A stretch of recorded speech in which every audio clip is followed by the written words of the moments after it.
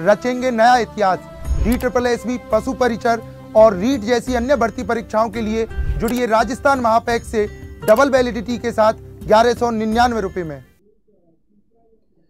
मैं ईश्वर सिंह आप सभी का हार्दिक स्वागत करता हूं आपके अपने राजस्थान 24/7 पर। और आज है 26 जनवरी और आप सभी को गणतंत्र दिवस की शुभकामनाएं। जी हाँ, हमारा देश पूर्ण स्वतंत्र संप्रभु है और ये गणतंत्र है, यानी कि देश के अंतिम व्यक्ति को, देश के प्रथम व्यक्ति को चुनने की शक्ति, ठीक है ना, तभी हम गणतंत्र हैं। हर व्यक्ति को वोट देने का अधिकार है जो भी 18 साल की उम्र से ऊपर है, ठीक है ना। इस संविधान की शक्ति लोगों और उनकी भावनाओं में छुपी है। वो भावनाएं जो संविधान को सशक्त करती है, कानून का पालन करती है, ठीक है ना। इन भावनाओं के अंदर सामाजिक उद्धार भी छुपा है, आर्थिक उद्धार भी छुपा है और सामाजिक श्रेष्ठता भी छुपी है, साथ में हमारी परंपरा भी। तो गणतंत्र दिवस की सबको ढेरों शुभकामनाएं। भारत 26 जनवरी 1950 को पूर्ण गणतंत्र बन गया था, ठीक है। तो आपके जो मूल अधिकार है, आपके जो अधिकार है, उन सबको याद रखो, लेकिन देश सेवा के अंदर हर वक्त जो है वो पुरजोर तरीके से करते हुए निष्ठ रहो। खुद के आंगन का ध्यान रखो लेकिन देश का भी ख्याल रखो, ठीक है। और अपने मूल कर्तव्यों को जगाओ। भाई देश हमें क्या दे रहा है ये एक महत्वपूर्ण विषय है, लेकिन हम देश के लिए क्या कर रहे हैं उससे भी महत्वपूर्ण विषय है। तो वो समय आ गया है कि जब मूल कर्तव्यों को भी वाद योग्य बनाया जाए और लोगों के ऊपर मूल कर्तव्य जो है वो लागू किए जाए। तो हो सकता है कि इस अमृतकाल के अंदर देश के नागरिक देश के लिए क्या कर सकते हैं, इस तरह की चर्चाएँ, बातें और उनको जिम्मेदारी दी जाए, ठीक है ना। इसी के साथ इस क्लास को शुरू करता हूँ। यह है अपनी 10 मिनट की क्लास और DSSB के लिए रोजाना क्लास होती है। तो आप सबको शुभकामनाएं फिर से। मैं आपको बताता हूँ कि इस गणतंत्र दिवस के मौके पर आप सभी विद्यार्थियों को मिल रही है महापैक पर महासेल।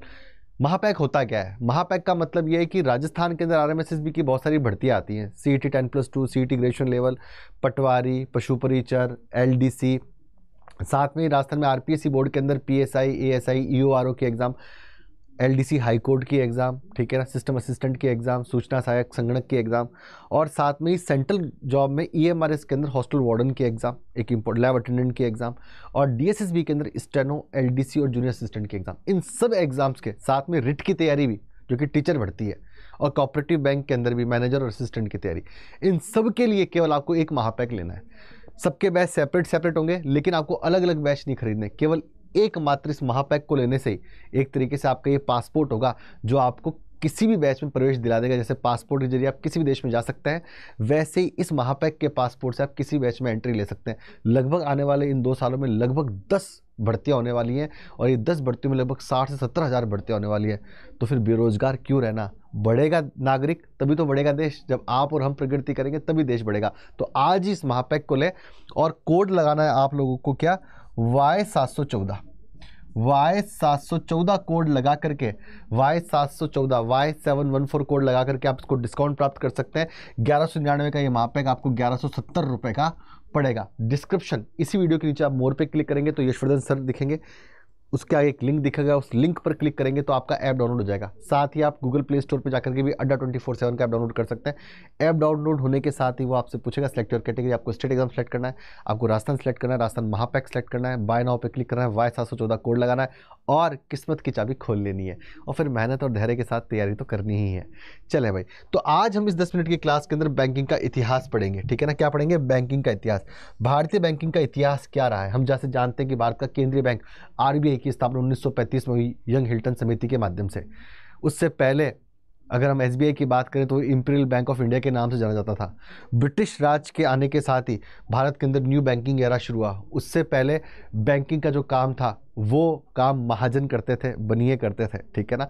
लेकिन बाद के अंदर धीरे धीरे ब्रिटिश काल के अंदर ये एक सुचारू रूप से चलने वाली कार्रवाई हो गई। तो बैंकिंग इतिहास पढ़ते हैं। 1770 के अंदर बैंक ऑफ हिंदुस्तान की स्थापना हुई जिसका मुख्यालय कोलकाता था। स्थापना agency house of the Alexander and company ने की। ये एक प्राइवेट बैंक था, बैंक ऑफ हिंदुस्तान। नेक्स्ट देखें, यह यूरोपियन पद्धति पर आधारित भारत का पहला बैंक था। तो प्रश्न पूछ सकते हैं आपसे कि यूरोपियन पद्धति पर आधारित भारत का पहला बैंक कौन सा था? तो बैंक ऑफ हिंदुस्तान 1770 में था। फिर 1865 में इलाहाबाद कमर्शियल बैंक, ये भारत का पहला वाणिज्यिक बैंक था। सीधा सीधे क्वेश्चन पूछते हैं इस तरीके के आपके एग्जाम में। तो भारत का पहला यूरोपियन पद्धति पर आधारित बैंक कौन सा था? बैंक ऑफ हिंदुस्तान, जो कोलकाता में था। 1865 में स्थापित हुआ इलाहाबाद कमर्शियल बैंक, जो भारत का पहला वाणिज्यिक बैंक था। यह भारत का पहला joint stock bank, multiple share holder bank था। इसमें कई शेयर होल्डर थे, जिसमें भारतीय भी थे और विदेशी लोग भी थे। 1881 में अवध कमर्शियल बैंक की स्थापना हुई फैजाबाद में। कौन सा? अवध कमर्शियल बैंक की स्थापना हुई। यह पहला भारतीय बैंक था। तो पहला भारतीय बैंक कौन सा था? अवध कमर्शियल बैंक, जिसकी स्थापना 1881 में हुई।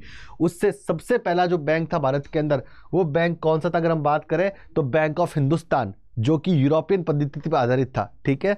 और सबसे पहला वाणिज्यिक बैंक था इलाहाबाद कमर्शियल बैंक, और भारतीयों द्वारा स्थापित किया गया। अवध जो कमर्शियल बैंक था वो भारतीयों द्वारा स्थापित किया गया था, पूर्णतः इंडियन बैंक था।